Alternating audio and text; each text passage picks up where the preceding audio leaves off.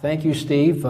Thank you all for being here. I particularly appreciate being back here. It's one of my favorite places to be. I've been here several times already, and I always enjoy it. It's a very fine bar group that you people are part of. It's very high-powered and very knowledgeable, and it's always my pleasure to speak to you folks.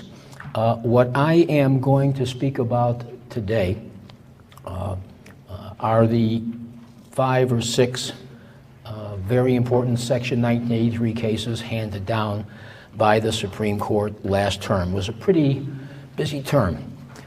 And I'm going to speak in particular at the very end about a special blockbuster decision, which some of you have already been struggling with, the Iqbal case, which deals not only with pleading, but with supervisory liability, and I'll talk in particular about that, as I say, at the very end.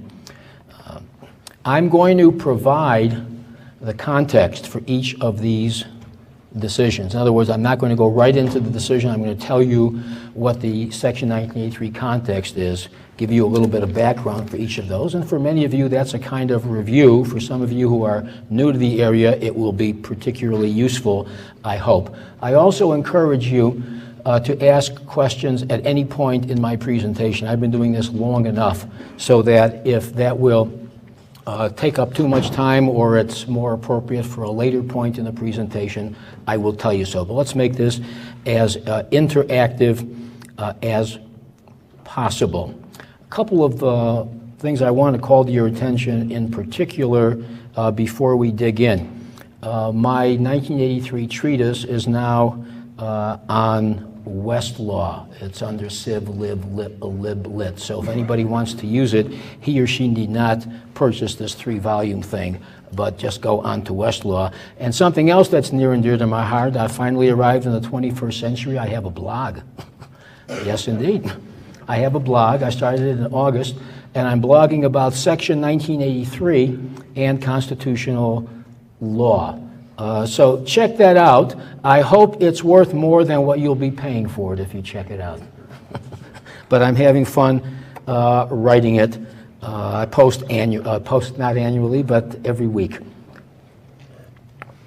Let us begin. The first very important case of the last term dealing with Section 1983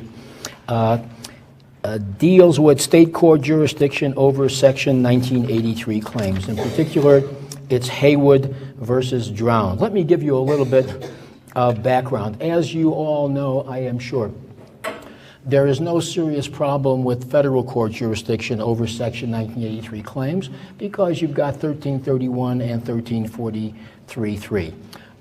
You probably also know that state courts have concurrent jurisdiction over Section 1983 actions. And here are some of the factors that I've gleaned over the years that are relevant for the plaintiff's initial choice of where to file the lawsuit. You all know that if it's filed in state court, it can be removed to federal court. But here are some of the factors that may be relevant for plaintiff's counsel in these situations. The choice of the judge, the strength of independent state claims, 11th Amendment concerns, the need for a speedy determination, parity, sympathy, hostility, and an interesting one that I've heard from a fair number of plaintiffs' lawyers over the years, they sometimes choose to go into state court because the judges there don't know much about Section 1983. Interesting. My response typically has been, I'm not sure whether I'm on the plaintiff side or the defense side that I want a judge who doesn't know quite what he or she is doing with Section 1983. But this is what I was told. Once a 1983 lawsuit is filed in state court and it is not removed, by virtue of the supremacy clause, it is governed by the Section 1983 aspects are governed by federal substantive law. That is, not surprisingly, because of the supremacy clause. Here is what happened in New York. New York enacted a statute that provided that its courts did not have jurisdiction to hear any claims for damages against correctional officers sued in their individual capacities for acts committed within the scope of their employment. But what it did was allow the state to be sued under state law in the New York Court of Claims for those claims. And this statute covered both state law claims against correctional officers and federal claims, including Section 1983 claims against correctional officers. The Court of Appeals of New York, dealing with the constitutionality of this, ruled that the New York courts, in fact, did not have jurisdiction to hear the plaintiff inmates' two 1983 complaints or causes of action seeking damages against these correctional officers. It didn't violate the Supremacy Clause because there was no New York discrimination against the federal causes of action. But it covered all those claims, whether state law or federal law. It was neutral. That's a term of art when we talk about the Supremacy Clause. It was neutral for Supremacy Clause purposes. This decision was reversed by the Supreme Court in a 5-4 decision, surprisingly close in my view. And Justice Stevens wrote the opinion in which he said it's not only situations in which state laws are neutral as between state causes of action and federal causes of action, but you have to be sensitive to those situations in which the supposedly neutral state statute burdened federal causes of action. In this particular case, New York was doing this, getting these cases out of its regular state court system and throwing them into the Court of Claims in order to reduce the burdens of litigation and reduce congestion in the New York courts. And Justice Stevens said that was not enough. It's not a justification, an adequate justification for declaring a whole category of federal claims to be frivolous. The key is that the absence of discrimination against federal claims standing alone is not the equivalent of neutrality. Not the equivalent of neutrality. And since New York courts would continue to hear the lion's share of all other 1983 actions, the statute was effectively, and here I quote, an immunity statute cloaked in jurisdictional garb. For these reasons, the New York statute violated the Supremacy Clause. Very interesting. Justice Thomas dissented. He actually made an originalist argument. This court, over the last 3 or 4 years in particular, has become very big on originalist arguments. All you've got to do, for example, is read that Heller case, the Second Amendment case, a very lengthy decision in which the justices go back and forth over decades and talk about originalism. These justices do what we used to call law office history way back when I was in law school. Now, Thomas's dissent was joined by Roberts, Scalia, and Alito, and they basically argued, look, state courts have authority to structure their own court system, and as long as they do this in a neutral, non-discriminatory way, it is just fine.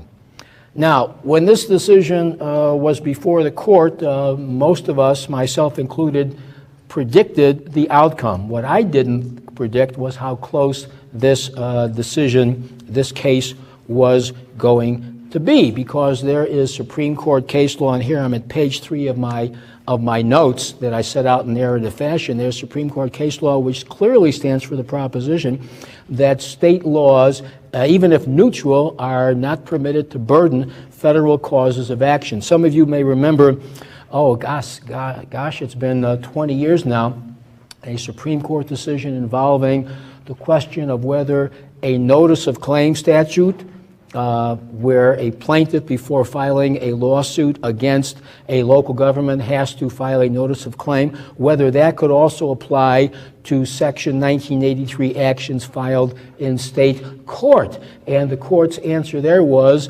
no, it could not, because that burdened the 1983 cause of action. It seems to me that this decision here in the Haywood case follows very nicely from that one, as well as from another decision that's at page 3 of my notes, Howlett versus Rose. Now, let me ask you a question before I move on to the next topic.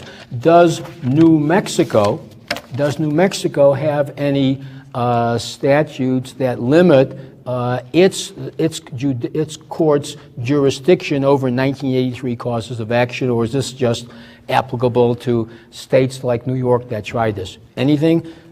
Complete concurrent jurisdiction in the New Mexico courts over 1983 claims, right? All right. Let's move on.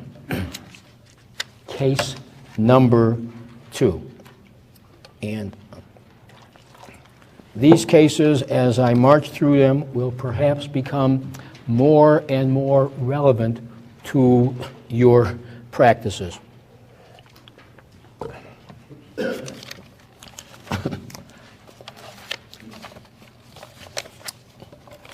Here we're talking about the Fitzgerald versus Barnstable School Committee case.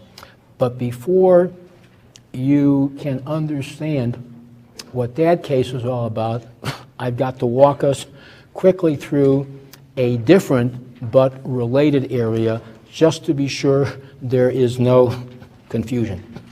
If you look at the language of Section 1983, you'll notice that it provides a cause of action for damages against state and local government officials when they deprive a plaintiff of rights, privileges, or immunities secured by the Constitution. We all know that. And laws. There is a small, actually it's an ever-diminishing category of 1983 claims which cover violations of certain federal statutes by state and local government officials. For shorthand, I call those laws claims. You don't hear very much about them, and I'm curious, has anybody here ever been involved in a 1983 laws claim? Usually Social Security claim. Not surprising. I usually get one or two in the audience this size. But it's important to know about this in any event. And the major reason that some plaintiffs bring 1983 laws actions is because of the attorney's fees. If you can convert a federal statutory violation into a 1983 cause of action, you have the possibility of attorney's fees. Now, what you want to keep in mind is that even though the law's language on the face of Section 1983 is very broad indeed, the Supreme Court has narrowed the scope of laws actions considerably, so that there are the following two criteria which you want to be aware of if you're ever defending these. The first is only those federal statutes that create enforceable rights can be used as a basis for a 1983 cause of action. The particular underlying federal statute must create an enforceable right, and the Supreme Court has made clear that that enforceable right must be a fairly obvious creation on the face of the statute. Secondly, even if there is a right, if that created by this particular federal statute, the next question is, did Congress intend that to be enforceable by 1983 anyway, or through 1983? And the court has said, we'll look to see whether that federal statute has its own enforcement mechanisms. Because if it has its own enforcement mechanisms, it is less likely that Congress intended that the federal statute, when violated, be used as a basis for a 1983 cause of action. And that's these two criteria have been very strenuously, seriously applied by the Supreme Court and by the circuits thereafter, since that time. For those of you, as I move into the preemption issue, for those of you who are a bit into international law, let me tell you that there are Section 1983 laws cases percolating out there in which certain treaty violations, get this now, are actionable under Section 1983. There's a split in the circuits about some of these issues, and after I finish the presentation during the break, if anybody is into international law or may have an issue of that sort, I will give you those cases. All right, now keep in mind, as we get into the Fitzgerald case, what I've been talking about. I have been talking about 1983 causes of action that might be available for the violation of particular federal statutes. All right? The preemption issue is somewhat different. Suppose Congress enacts a statute. Oh, let's make up a statute. Call it Title IX. That prohibits sex discrimination in any entities, public and private, that engage in sex discrimination.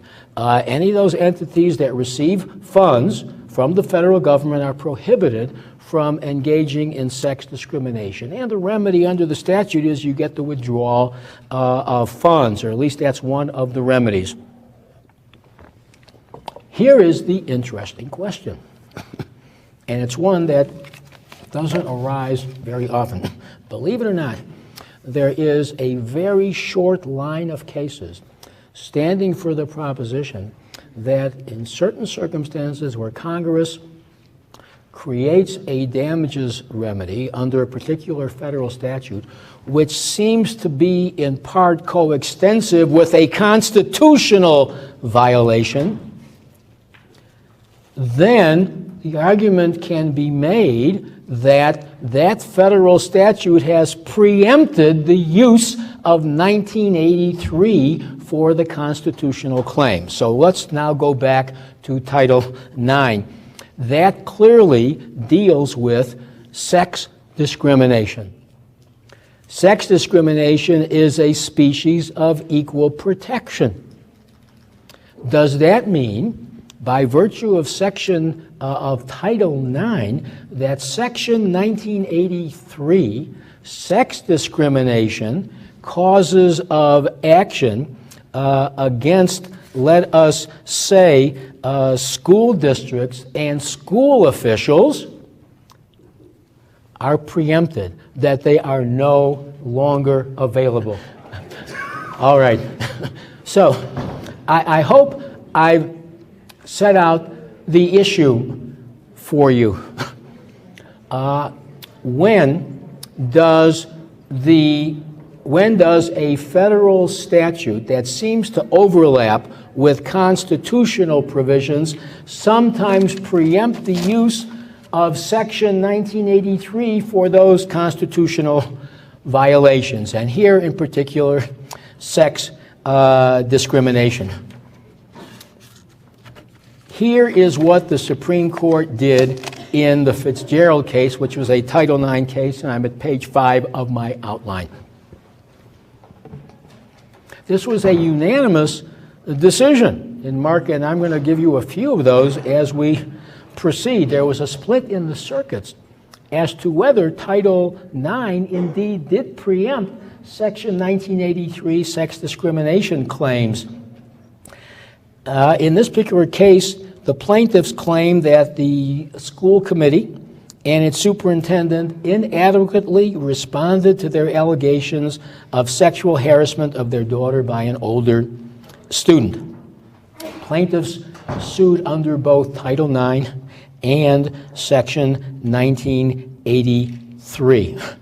Supreme Court reversed the First Circuit, which had held you can't use 1983 for an equal protection sex discrimination claim. Instead, only Title IX was available, which preempted the equal protection claim under 1983. Now, keep in mind that the issue in these preemption cases, just as is the case in so-called laws actions, is what Congress intended. Let me be specific. If Congress says, we do in fact intend that a federal statute be used as a basis for a 1983 claim, that's fine.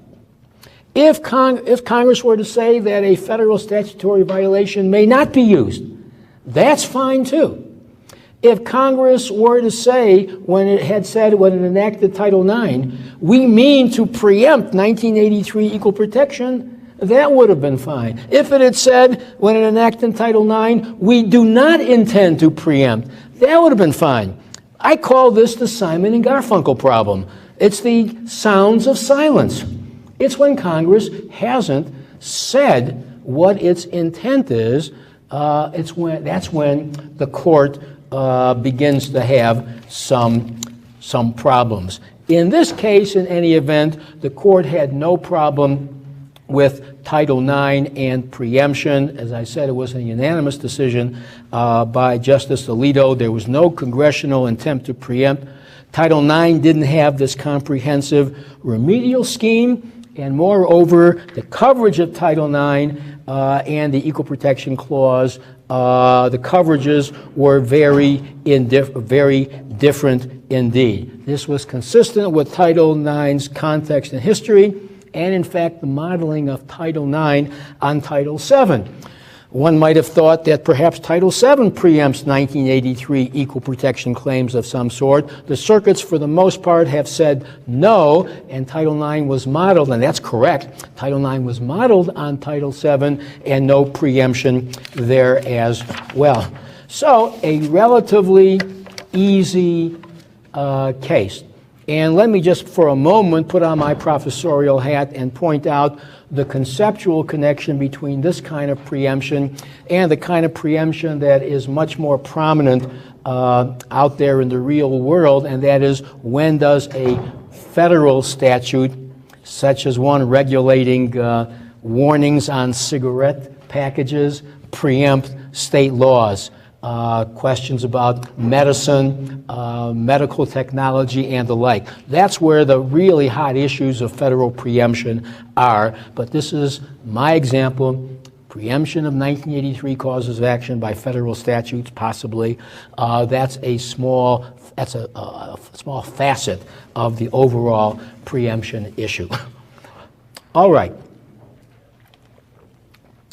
Now we're moving into some hotter areas. Qualified immunity, order of battle. For this, I want to provide, with your permission, and maybe even without it, a little background, particularly for those of you who are relatively new, but even for those of you who are not. This, I hope, will be useful. Qualified immunity, like absolute immunity, protects individuals from damages, liability.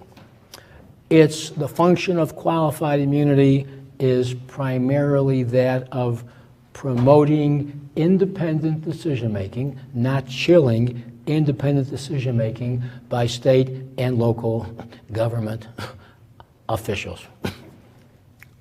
Qualified immunity used to be an immunity from damages liability with respect, immunity from damages liability That's what I wanted to say. It has been converted, as many of you know, into something closer to absolute immunity, not just an immunity from damages liability, but an immunity from being sued in the first place, which smacks of absolute immunity, about which more later. Two very good examples of how that has been done. One is the conversion of what used to be a two-part subjective and objective qualified immunity test into a one-part objective qualified immunity test. It is objective. I'm going to set out my formulation of qualified immunity in a moment, but it is now objective. And as you know, the Supreme Court has instructed district courts to deal with qualified immunity as quickly as possible, even before discovery, if that is feasible under the circumstances. So that's one way in which the Supreme Court, through qualified immunity, has been concerned with the adverse impact of litigation on qualifiedly immune defendants and individual and independent decision making. But as many of you know, it goes even beyond that, because in many situations where a defendant, say, moves to dismiss based on qualified immunity, or more typically moves for summary judgment based on qualified immunity and loses, interlocutory appeal is available on issues of law. Another way of trying to get this immunity issue resolved before trial. So these are two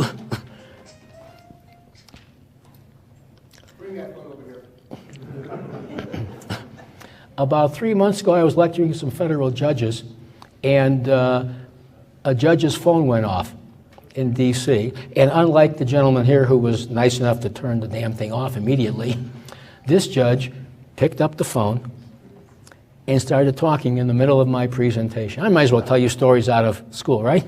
Started talking. And all the other judges, these are federal judges, are looking at this guy, and he keeps on talking.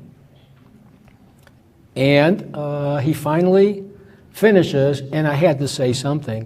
So I said, with all respect, Your Honor, if I would hold you in contempt. And I said it ever so nicely with a smile on my face. So, to get back to qualified, we're friends. To get back to qualified, put it on vibrate. To get back to qualified immunity, the Supreme Court has in large measure converted qualified immunity into the functional equivalent of absolute immunity.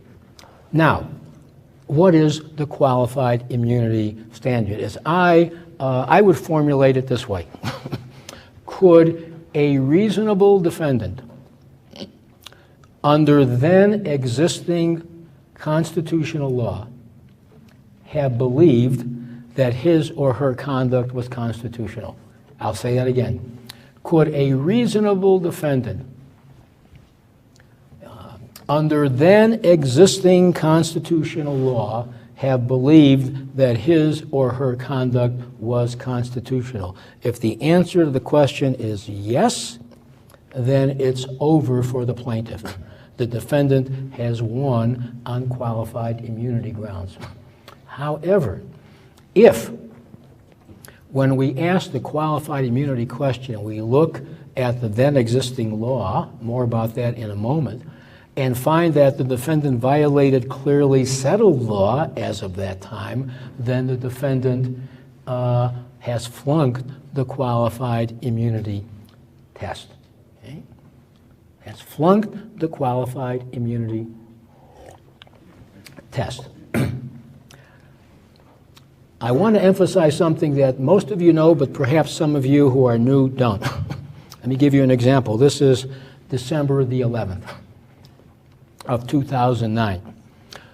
Suppose the lawsuit is filed December the 11th, 2007. for conduct that, well, let's say the conduct occurred on December the 11th, 2007, and the lawsuit is filed. Okay? When the judge on December the 11th, 2009 asks whether the defendant violated the plaintiff's constitutional rights, that judge is applying the constitutional law of December 11, 2009 right now. You're always applying current constitutional law. However, and this is the tricky part, it always blows my students' minds a bit until they get their minds around it. When we ask the qualified immunity question, we ask about the state of constitutional law as of December the 11th, 2007, when the conduct occurred. So there's that temporal discrepancy there. Qualified immunity looks backwards. Even though you're asking about constitutional law, you're asking about constitutional law as of the time the conduct occurred. In a way, it's analogous. I taught torts years ago. When you ask the negligence question, you're always asking about whether the defendant was negligent as of the time of the conduct. That's what qualified immunity is all about. Now, with that in mind, to continue this little primer on qualified immunity as we move into the order of battle, you probably know that a case on all fours is not required in order for a defendant to be found to have violated clearly settled law. The case law as of the time of the conduct, December the 11th, 2007, in my little hypo, must have put the defendant on fair notice at that time that the conduct was unconstitutional. Are some constitutional rights more settled than others? Sure, at least when it comes to invidious racial discrimination, for example. Clearly, most equal protection doctrine dealing with racial discrimination, invidious racial discrimination, is clearly settled. For a while, and I emphasized invidious racial discrimination for a long time, the equal protection law involving so-called affirmative action, benign racial discrimination, was not settled. Now it is. We know it's strict scrutiny after the Supreme Court's decisions of the last few years. And finally, well, actually not so finally, there's more to say about the primer on qualified immunity, whose decisions determine clearly settled law, which, as I've emphasized, is at the core of the qualified immunity inquiry. Well, you look first to the Supreme Court of the United States. If there is no dispositive case law there, you look next to the law of your circuit. If there is no dispositive case law in your circuit, you look to the other circuits to see if there is a kind of consensus, overwhelming or otherwise. Sometimes, although I don't remember ever encountering a decision of this sort, sometimes, I suppose, a state Supreme Court could establish clearly settled federal constitutional law. Of course, state courts do have to address federal constitutional questions. I don't remember ever seeing one, but it is theoretically possible. And after that, if there's nothing in the other circuits, and if there's nothing in the Supreme Court, and there's nothing in your, nothing in the Supreme Court, nothing in your circuit, nothing in the state courts, then the defendant is probably in pretty good shape at that point.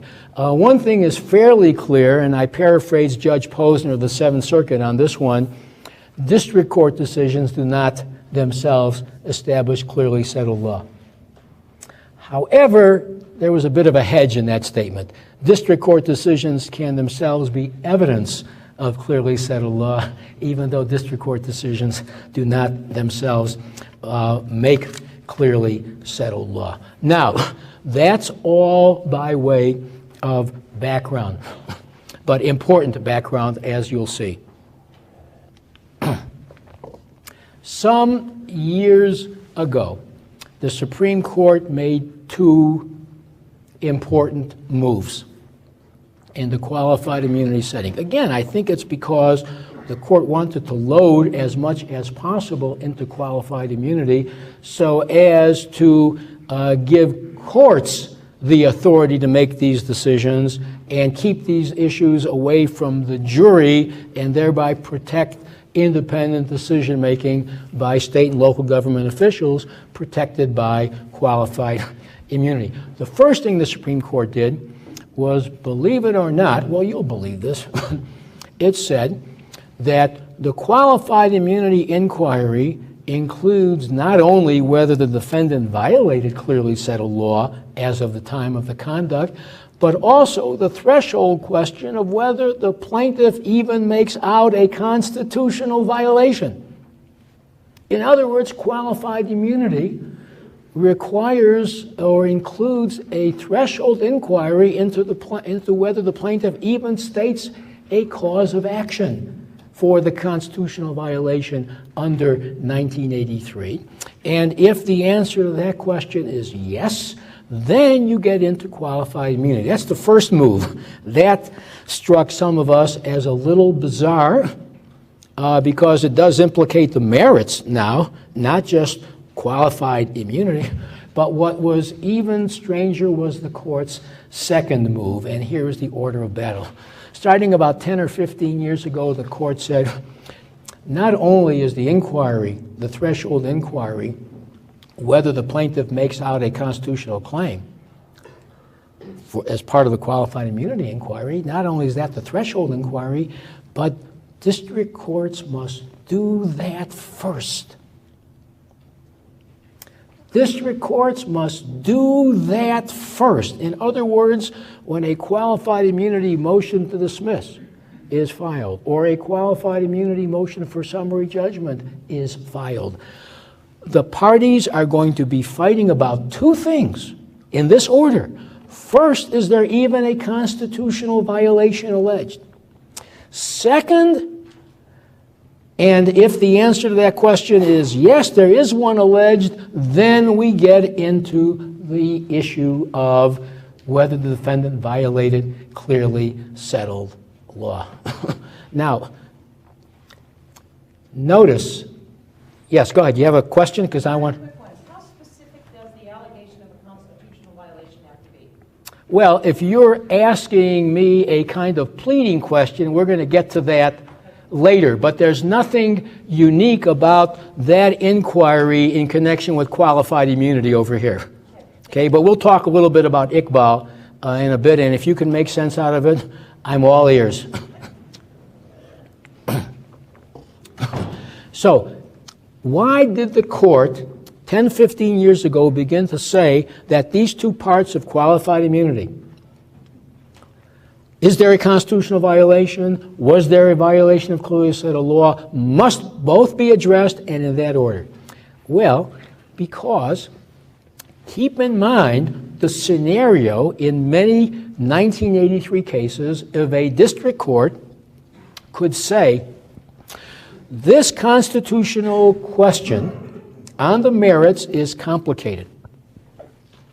We don't have to get into it because the law at the time was not clearly settled. And if the law was not clearly settled, the defendant wins on qualified immunity, end of case. It's over, right? The defendant has won. And what the court, and actually a fair number of commentators, were worried about is the following. Well, if that's the case, if courts can often avoid the constitutional merits by relying on qualified immunity, that is going to retard the development of constitutional law.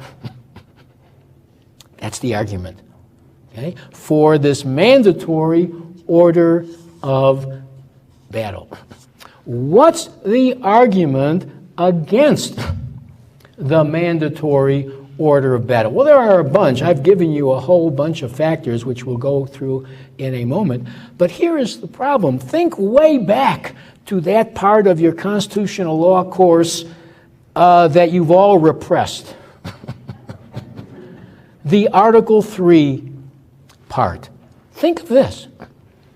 If a court is required to decide the constitutional merits first, and only then get into qualified immunity, and then the court says, well, yes, there was a constitutional violation alleged. We made some constitutional law here, but now the defendant has passed qualified immunity because at the time there was no clearly settled law. Folks, that sounds an awful lot like an advisory opinion that you didn't need for the decision. And federal courts are not supposed to hand down advisory opinions. It goes all the way back to the founding, when George Washington asked the Supreme Court for legal advice about contemplated conduct. Supreme Court said, George, thanks, but no thanks. We can't do this for you. We don't do advisory opinions. Well, something interesting happened with this qualified immunity order of battle stuff. Remember, it was mandatory to do it in this sequence. Justice Scalia began to wonder about the wisdom of this thing. And he was joined by Justice Breyer, to coin a phrase, strange bedfellows. And more in some of these 1983 qualified immunity decisions, these and some other justices were joining in the fray. What happened in Pearson v. Callahan? The Supreme Court said in this unanimous decision, how about that? Another unanimous decision by Justice Alito, that it's no longer mandatory, it's recommended. There are advantages to the mandatory procedure, but it is just recommended. And at page 8 of my outline, it's actually more a narrative, as I said, than it is an outline. Here are the factors. Well, I've already given you one factor. Sometimes in a 1983 case, the constitutional merits are really difficult to resolve. And that means that there's no clearly settled law, and you can get rid of the case at that point. So Justice Alito lists that as one factor. And I like this point in the middle of page 8. Here is something, a bit of psychology there. It is item number 5. There's a risk of bad decision-making because briefing on the constitutional merits was often inadequate, and also because where there was obviously no clearly established law accompanied by a difficult constitutional issue on the merits, a judge might not devote enough attention to the merits, as would be the case in other circumstances. How interesting is that? The court seems to be saying that there may be cases in which we suspect that the district courts, when they find that there's a constitutional violation but then go on to find qualified immunity, they may not be giving the attention to the constitutional merits that they should be giving. Very interesting insight into a possible judicial psychology in these cases. And to make the point even clearer, the constitutional issue in this case dealt with something called consent once removed, Fourth Amendment issue. It was a 10th Circuit case, as some of you know. It involved an alleged violation of the Fourth Amendment and consent once removed. The police officers conducted a raid on the plaintiff's home without a warrant on the basis of a confidential informant's invitation to the defendants to enter. And the 10th Circuit found not only that this violated the Fourth Amendment, but that the defendants were not entitled to qualified immunity. Now, this is cute because what the Supreme Court did was follow its own advice. It ducked the Fourth Amendment issue altogether. And it said there was no clearly settled law. Okay? What I find intriguing about this is that you would have hoped that the Supreme Court would tell us why it ducked the Fourth Amendment issue. Was it too hard? Or was it too fact-bound? I don't think so. They may have ducked it because the justices were perhaps split down the middle, to the extent you can be split down the middle with 9 justices, split down the middle of this, and they just wanted to avoid this issue, which they might get to eventually. So that has significant implications, it seems to me, for all of you. You can, if you've got a case in which the constitutional issue is hard, or you don't need to resolve it because you say to the district court, there's no clearly settled law here. It's obvious there's no clearly settled law. Rule for us, Your Honor. Then you're going to be able perhaps to avoid the constitutional merits and still win for your individual defendant. I emphasize the individual defendant because keep in mind that if you're representing a governmental, local government defendant, we're not talking about qualified immunity. None of this stuff applies. You're going to get to the constitutional merits, at least if the plaintiff overcomes the official policy or custom requirement. Pearson, sensible decision. To me, it's another example of the way in which the Supreme Court has been playing around with the qualified immunity area to make it, and this you will appreciate, more defendant protective, and make it converted into more of the equivalent of absolute immunity. That's what the court is doing. But this experiment didn't work. Okay? So the court withdrew from that. All right. From qualified immunity, may we now get into any questions about that, by the way? I guess it's self-explanatory. Let's now get into absolute immunity. And we are right on time. A primer, quick one, on absolute immunity. Nothing on the face of Section 1983, nothing in its legislative history says anything about individual immunities. Just talks about every person who subjects blah, blah, blah may be liable in damages.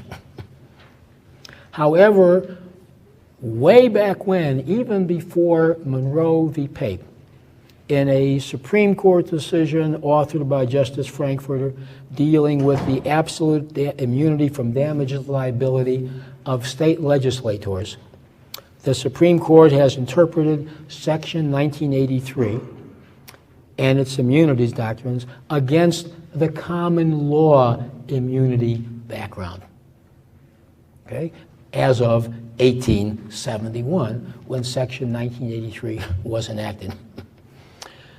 In any event, to summarize all too briefly, there are 3 privileged categories of defendants who are absolutely immune from damages liability. We're going to focus on only one, prosecutors, in a few moments, but let me fill you in.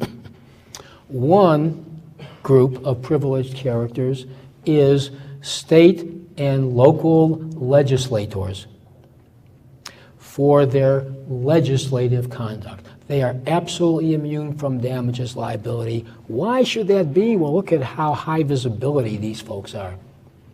And look at how many people they affect negatively, whatever they do. They're high-profile defendants, for goodness sakes. We don't want democratic decision-making to be adversely affected by the threat of lawsuits. So, state and local legislators for their legislative acts. Prosecutors, whom we'll return to in a moment, for, I skipped judges. Let me do the judges. Judges for their judicial acts are also absolutely immune from damages liability. They're high profile. Invariably, there is a winner and also a loser, and you don't want the losers to relitigate through 1983, through a 1983 damages action against the judges. And moreover, judges have an appellate process. The judicial judiciary typically has an appellate process to correct any errors. So judges are absolutely immune from damages liability for their judicial conduct. And the third category is prosecutors. Now, before I focus on them, I want to emphasize the following. And it's important, particularly for those of you who are relatively new to this area. Absolute immunity does not protect individuals. It protects functions. The functional approach is what pervades all of immunity doctrine, whether it's absolute or qualified. So that to go back to state and local legislators, they are only protected from damages liability, absolutely immune from damages liability, where they act in a legislative capacity. However, hiring and firing, that's administrative. There is only qualified immunity there. Judges, for their judicial acts, but judges can engage in administrative acts, rulemaking in certain circumstances. They are protected only by qualified immunity for their legislative acts. And finally, prosecutors, whom we're going to get into in great detail in a few moments, they not only act as prosecutors in connection with litigation, but they hold press conferences, they hire and fire, they sometimes act as investigators, and for those kinds of acts, which are and here's a word that I've coined, advocative, they are protected only by qualified immunity. So again, the key lesson here is that the immunities protect functions and not people. And just to make this even clearer, there are some circumstances in which those who are ordinarily protected by qualified immunity may get kicked up to absolute immunity because of what they're doing. Think of state administrative agencies, for example. Sometimes those folks who are clearly legislative may, they are executives, they may, as members of an agency, act in a quasi-judicial capacity.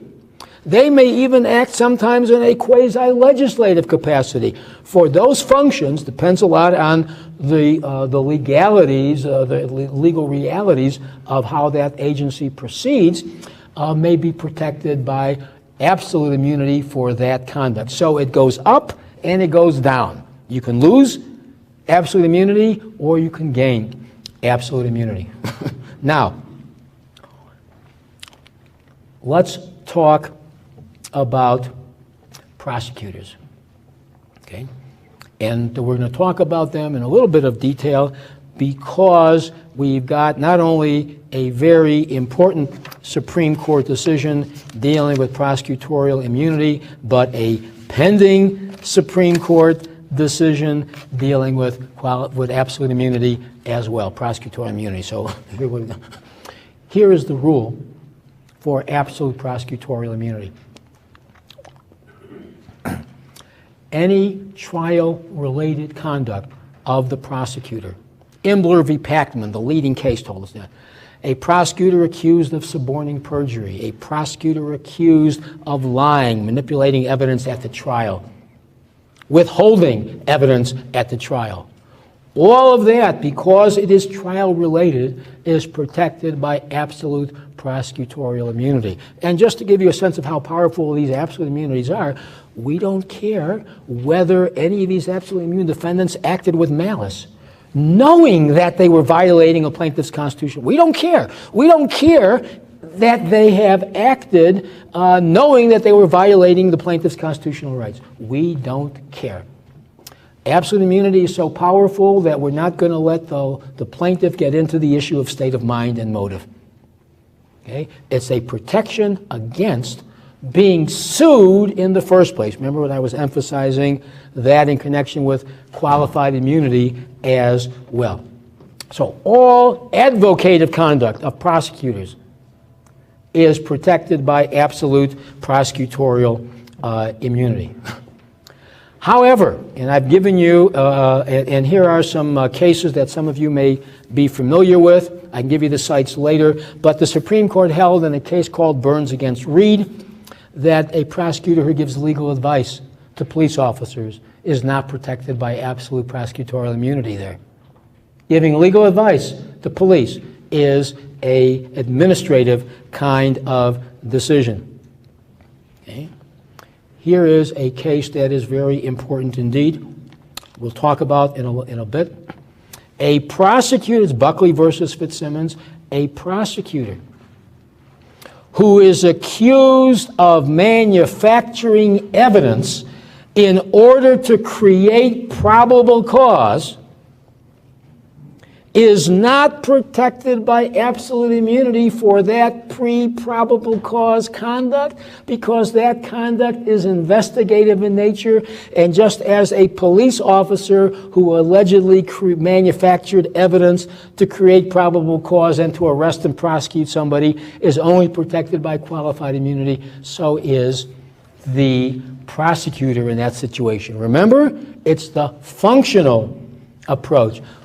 Post-probable cause, if the evidence is introduced by the prosecutor at trial, you know that that is protected by absolute prosecutorial immunity.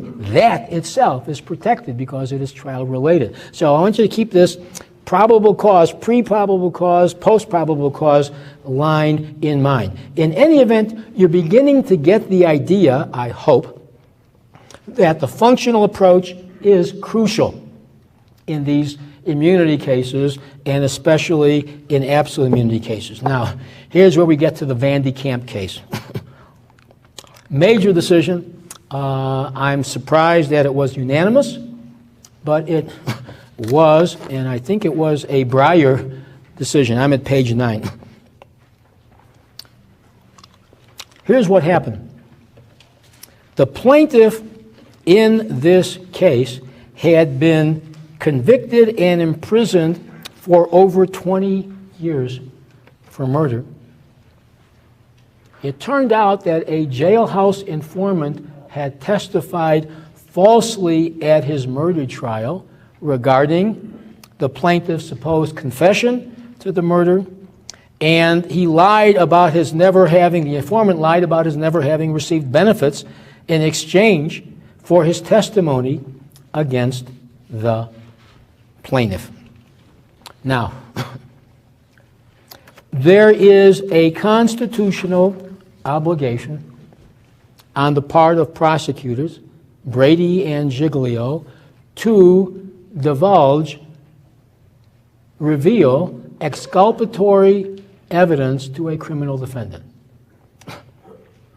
The prosecutors in this case didn't do so because, as we'll see in a moment, they didn't know, the prosecutors of this particular plaintiff didn't know about the unreliability of this jailhouse informant.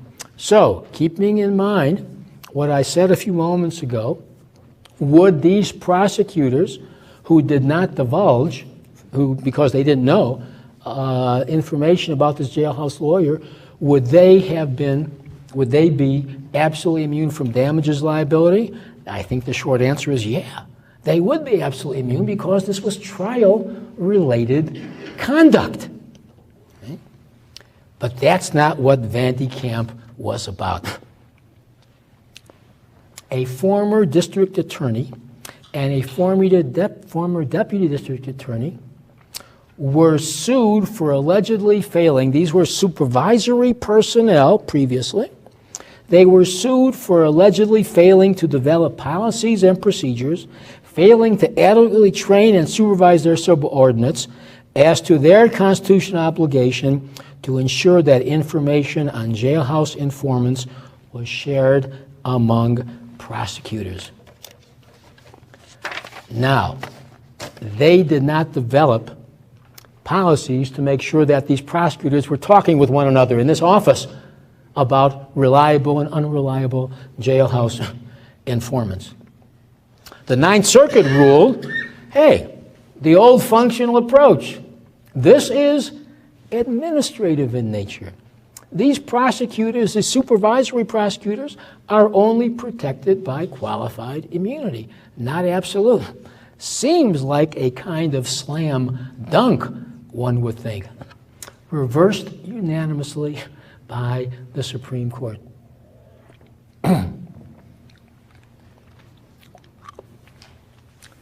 Justice Breyer for the court said, we have to agree. This is administrative in nature, and ordinarily, therefore, only qualified immunity would kick in. However, this kind of administrative obligation, this kind of administrative conduct was unique because it was directly and intimately connected to the conduct of a particular trial. Close connection between the alleged failure to supervise, failure to train, failure to establish this kind of information network so that prosecutors, we would be comfortable in knowing that they were communicating with one another about important matters as to which they have a constitutional obligation to divulge, to reveal to criminal defendants. Okay? So it's closely related to the trial, and the court also pointed out, remember what I said a moment ago, that the prosecutors, the individual prosecutors in the plaintiff's criminal trial themselves would be absolutely immune from damages liability because it's advocative in nature.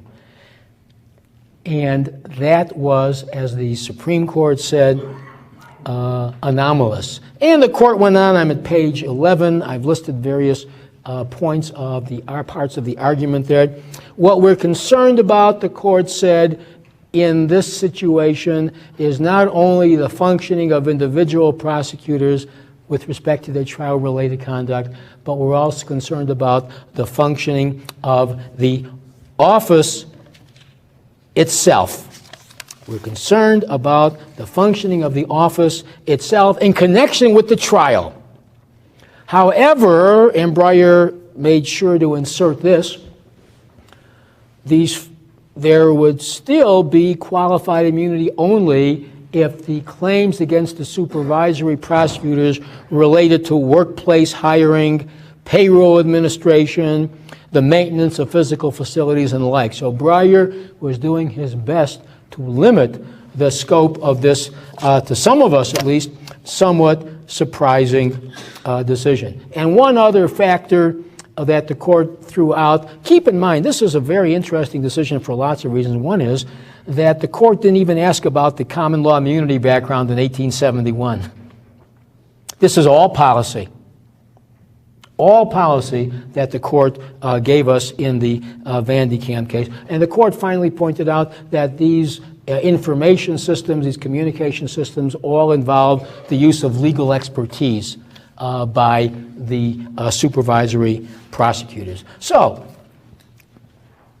what does Van de Kamp represent? Well, that depends upon how broadly or narrowly it is read. Clearly, it's a blurring of the line, previously clear, between advocative and investigative/administrative functions. Let me rephrase that. It is a blurring of the line between advocative and administrative functions. And we haven't really seen that before in the absolute immunity or even the qualified immunity setting. The court has emphasized time and again, what's the function going on involved in this case. All right. Another prosecutorial immunity case. And this one I want to make full disclosure about. I provided some modest assistance to the defendants in their brief in the Supreme Court. Very modest indeed. And my name's on the brief. This case, the Pottawattamie County versus McGhee case, at page 13, follows from our discussion of prosecutorial immunity. And it is a case that implicates that Buckley versus Fitzsimmons case, in which I suggested earlier that the Supreme Court had drawn a very important line between pre-probable cause and post-probable cause conduct for prosecutors. Here's what happened. You had a couple of plaintiffs here who, it turns out,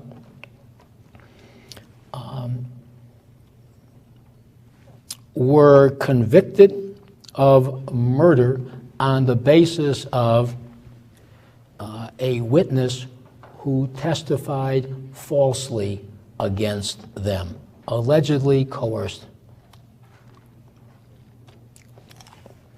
These plaintiffs sued two prosecutors, alleging that the prosecutors had obtained, manufactured, coerced, and fabricated this evidence against the plaintiffs, here's the key now, before the filing of the information against them. And this false testimony resulted in the convictions of these plaintiffs. And it's not unimportant that the testimony was introduced, the false testimony was introduced by these prosecutors at the trial as well. Got the setting? Introduced at the and used at the trial as well. The Eighth Circuit found that the conduct of the prosecutors pre-probable cause was not protected by absolute prosecutorial immunity. It was essentially investigative in nature. Pre-probable cause, therefore not absolutely immune from damages liability. However, they were absolutely immune from damages liability with respect to their introducing this false testimony at trial. Now, a couple of things I want you to note before I tell you what the issues are, although you've probably spotted those. What I find interesting is that the plaintiffs did not bring a Fourth Amendment claim. They did not bring a so-called Section 1983 malicious prosecution claim. I call it so-called because I don't think such really exists, even though the Tenth Circuit buys into it. Okay. Instead, substantive due process. My take on why the court initially granted cert here is because it was it saw this case as an opportunity to further cut back, forgive the split infinitive, to further cut back on the scope of substantive due process in these settings. Some of you may remember that years ago the Supreme Court held that in excessive use of force cases involving police officers, we don't use substantive due process, we use the Fourth Amendment. And then some years after that, the Supreme Court told us in a case called Albright versus Oliver that there is no such thing as a Section 1983 substantive due process malicious prosecution cause of action. So here we got the substantive due process claim here, and it's to me puzzling, and in the oral argument, some of the justices were concerned about where the constitutional violation is apart from the trial itself. And as to the trial itself, keep in mind that there be absolute immunity for the prosecutor. So where's the constitutional violation? Might there not be just a constitutional violation, so to speak, in the air, which means no constitutional violation? Here's what the defendants argued. They, of course, argued that there was no substantive due process violation for the reasons I've just sketched. They also argued that in this particular case, even the pre-probable cause conduct was and should be protected by absolute prosecutorial immunity because it looked to the subsequent use of this information at trial. And some of the justices in Oregon said or asked, counsel, I paraphrase loosely, are you suggesting we overrule Buckley versus Fitzsimmons in terms of this line between pre-probable cause and post-probable cause? And finally, this is an interesting argument. The defendants argued that because all of the damages resulting to the plaintiffs arguably stemmed from the trial and the conviction,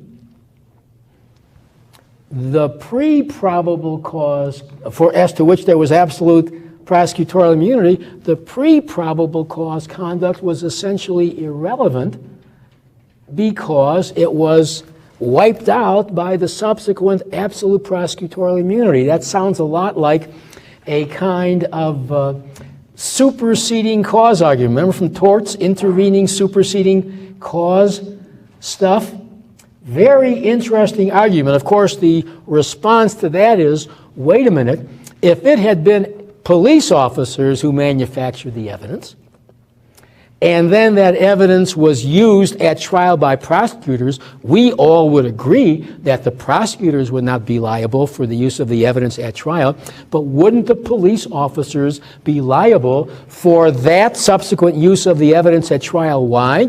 Using a reasonable foreseeability approach to proximate cause. Right? The police officers did this, arguably, because, or should be liable for those damages resulting from the conviction, including the imprisonment, because they reasonably could have foreseen that this would be the result of their manufacturing the evidence in advance. And a couple of the justices asked the plaintiff's lawyer, the defense lawyer, that question as well. I don't know which way this case is going to come out, but it's a very important case because keep in mind that Van Kamp case that I just talked about a few moments ago, in which the court basically said this administrative advocative line doesn't matter there.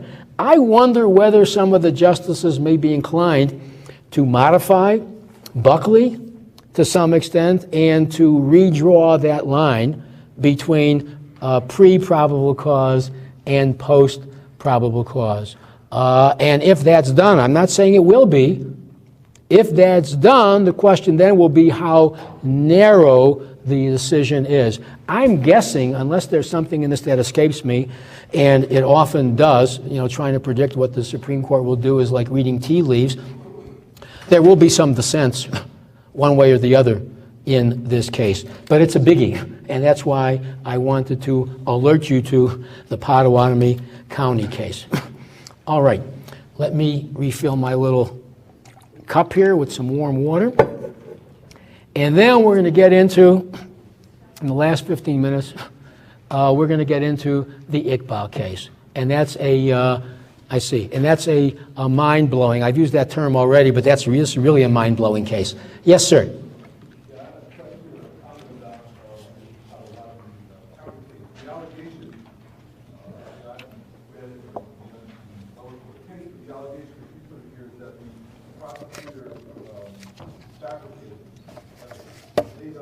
Mm-hmm. And yet he then used that evidence, which of course he fabricated for the purpose of being able to use it at trial, and then went ahead and did so, and you're arguing that I don't know if you took a position on the prosecutorial issue or only on substantive process, but somebody is arguing that that type of investigative activity should be absolutely immune because this guy then used his corrupt actions to prosecute somebody yes. to obtain a wrongful conviction.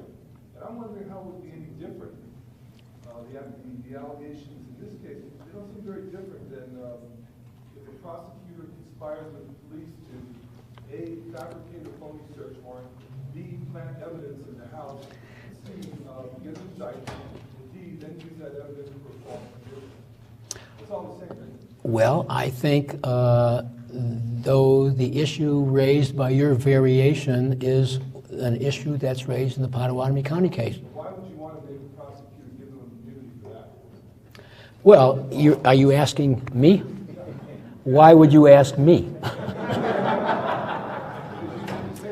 Pardon me? You made the argument. Well, yes, but if you take a look at my blog, another ad, you will see that when I describe the Pottawattamie County case, I specifically abstain from suggesting how the case should come out.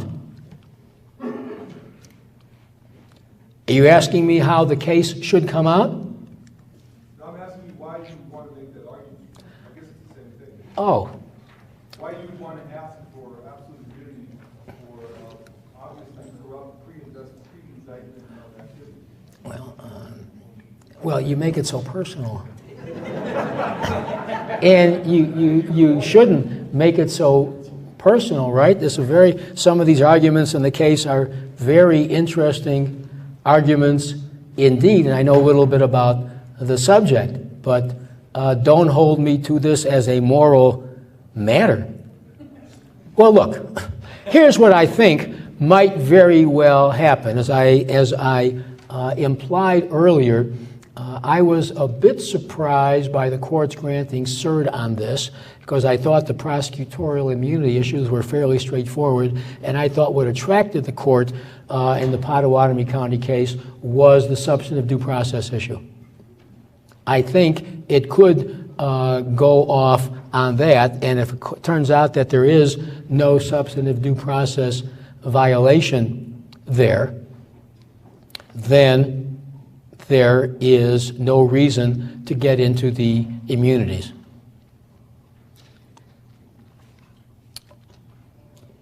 Follow-up question? I'm all ears. No, I mean, it's a very different kind of issue. It's a very different kind of issue. I say I did make a modest contribution to the brief. I didn't write the whole thing, but it's a very interesting case indeed. We'll see what happens. Yes, sir. It just strikes me that Pottawattamie, I mean, that is kind of a logical extension of Vanderkamp, because Vanderkamp, you have that gray area where it's not really, you can't relate to particular trial, but here, Yeah. it almost seems to suggest that if the policy of not sharing it, you do something affirmative that may corrupt the trials, you'd have absolute immunity for that. It's directed at individual cases. Yeah. Well, that's a very interesting point. If I made any contribution at all to the brief, I actually suggested that Vanderkamp, which represents a blurring of the functional approach, might actually be useful to the defendants in their argument as well. But I'm not sure whether that will fly. I don't think Vanderkamp, I'm trying to remember whether Vanderkamp was even mentioned at the oral argument. Interestingly enough, my next case, Iqbal, was mentioned at the oral argument. Are there any other questions? We'll have 10 minutes to do Iqbal, and we're in good shape with that. All right. Major decision, Iqbal. This was a case, and here I'm at page 14. Two high-ranking federal officials were sued. Clearly not a 1983 action, but a Bivens action, right? But principles are the same. You've got John Ashcroft and Robert Mueller. And the plaintiff was a Muslim Pakistani who was a person of interest after 9/11 and was confined by the feds. He argued that he was confined in very harsh conditions after he was separated from the general prison population. Harsh conditions specially imposed upon him and a few others because of his race, religion, and national origin. So it's a kind of Bivens claim, which is effectively a due process / equal protection, race discrimination claim, religious discrimination claim, ethnic discrimination claim. There's even a free exercise claim, but let's not even worry about that. These two, Mueller and Ashcroft, were sued as supervisors for allegedly adopting and implementing an unconstitutional policy subjecting him to those harsh conditions. Specific allegations that their policy included reliance on or action because of race, religion, or national origin.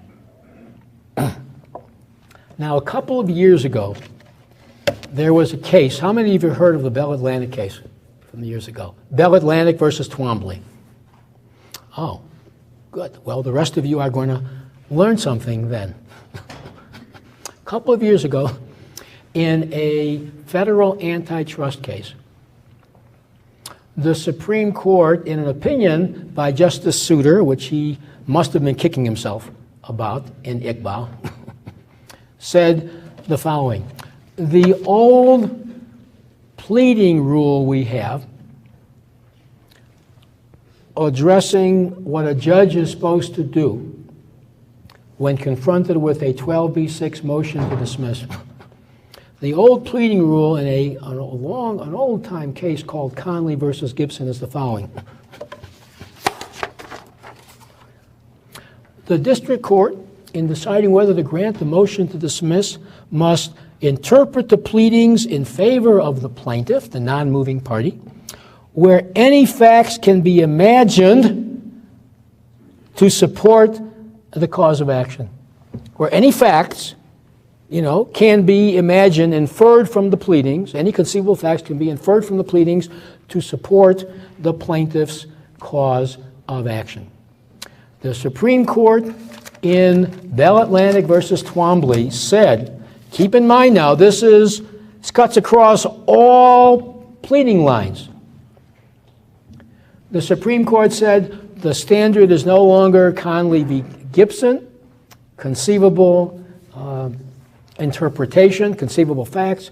It is now, and if you take nothing else from this, take this from the presentation, the new standard is one of plausibility. This was a Sherman antitrust action. The standard is now plausibility. And you look at all the pleadings in the complaint, you still take the pleadings as true, but any inferences from those pleadings, any factual inferences, are subject to a test of plausibility. And in that case, I'm far from knowledgeable about antitrust, but there was apparently some parallel conduct alleged between two co-conspirators, two co-violators of the Sherman Act, and the court said, in this opinion by Souter, there was not enough there to plausibly make out a conspiracy. Question. Bell Atlantic is a Sherman Antitrust Act. Does it apply across the board?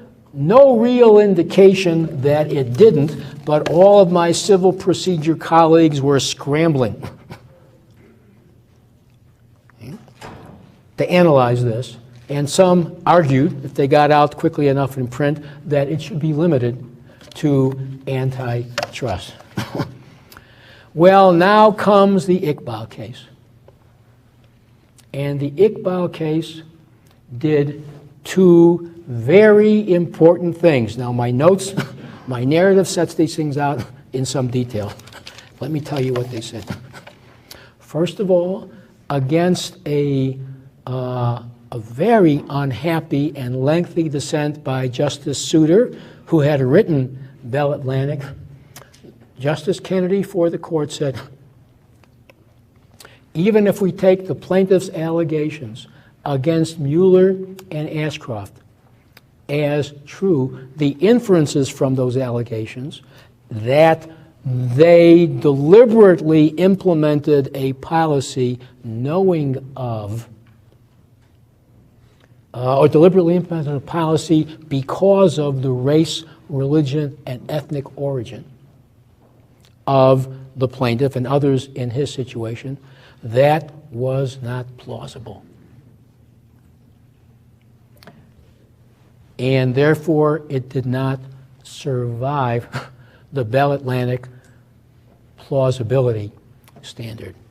There's something else that's important for you to understand. This case arose in the context of qualified immunity. Ashcroft and Mueller were arguing qualified immunity. And the court emphasized, and here is, I've got an article coming out on this, but the court emphasized the factor of over-deterrence. It actually talked about over-deterrence in a pleading context, which is very interesting indeed. And it said, what we want to do is protect constitutional tort defendants. Here I said it's Bivens, but it would apply as well. Kennedy made clear to 1983 defendants protected by absolute immunity, we want to protect them from having to respond to lawsuits that are frivolous and not plausible. Right? So the plaintiff's allegations with respect to their inferences of this knowing policy were not plausible, and the 12b6 motion was granted, but the plaintiff, this was remanded to the Second Circuit, which had ruled the other way, by the way, remanded to the Second Circuit for the plaintiff's leave to amend. Now let me finish this up because we're running out of time. I've got to get this other important point out. Notice I said supervisory liability because the plaintiff didn't allege that these two, Ashcroft and Mueller, personally and hands-on subjected the Iqbal to these harsh conditions. They were supervisors. And here is something that Souter just couldn't get over. One factor in his decision to retire, I'm sure. Couldn't get over this. A lot of things he couldn't get over, but this is one of them. He accused the majority of changing the law of supervisory liability for constitutional torts unilaterally without any briefing and argument. And guess what? He's right. They did. Here is how they changed it. The prior law of supervisory liability was fairly straightforward in most of the circuits. It was based upon the leading Supreme Court failure to train case, this is in my materials, City of Canton, which said that local governments can be held liable for their failures to train where they are deliberately indifferent to the constitutional rights of citizens with whom their employees come in conduct. The key there is deliberately indifferent. Here was the rule in virtually all of the circuits until Iqbal got involved. A supervisor would be liable for constitutional violations committed by his or her subordinates where that supervisor was deliberately indifferent to the conduct of the subordinate. Deliberate indifference. You with me? Here is the change that Iqbal wrought. A supervisor after Iqbal is not liable for the constitutional violations, I'm going to get away from this mic, for the constitutional violations of subordinates unless that supervisor has the very same constitutionally required state of mind as the subordinate. I'll be specific. That seems abstract. This is the equivalent, what Ashcroft and Mueller were sued for, is the functional equivalent of equal protection violation. Equal protection requires purposeful discrimination. The old rule was that if the jailers engaged in purposeful discrimination against Iqbal because of his race or religion or ethnic origin, they would have committed an equal protection violation, and Ashcroft and Mueller would have been liable if they were deliberately indifferent to that. They were aware of the risk and all that sort of thing. Not anymore. Now you begin to see how this fits into the pleading. Ashcroft and Mueller, the pleadings were inadequate as against them because the pleadings did not adequately set out allegations as to their purposeful discrimination, their purposeful state of mind. Okay. They have to have the same, major change. They have to have exactly the same state of mind for the underlying constitutional violation as their subordinates. That is major. And that means, and this is my last thought, as I and my voice give out, okay, that means that in every supervisory, and this is going to be very useful for the defense side, in every supervisory liability case where there's a constitutional violation, the plaintiff is going to have to allege and prove this requisite state of mind, not only on the part of the subordinates who committed the constitutional violation hands-on and personally, but also on the part of the supervisors themselves. That's going to vary depending upon the constitutional violation. Okay? But that's something the court didn't think about, and that's something we don't really have time to get into right now. Yeah? Yeah, on that regard, in a Fourth Amendment case, it seems to me it would lower the burden. Exactly. Exactly. All you have to show is that the supervision was objectively unreasonable. Exactly. Okay, I put that in my materials and as part of a forthcoming law review article. What happens if police officers regularly use excessive force, or it's alleged that they regularly use excessive force when they make arrests? And now what the plaintiff does is sue the supervisory police department officers personally, right? Alleging that they failed to train and supervise. If Iqbal is taken seriously, then the same state of mind, which is objective reasonableness, required for the excessive force claim, is applicable to the supervisory liability claim. So I wonder whether the court even thought about that as a possibility. I think it didn't.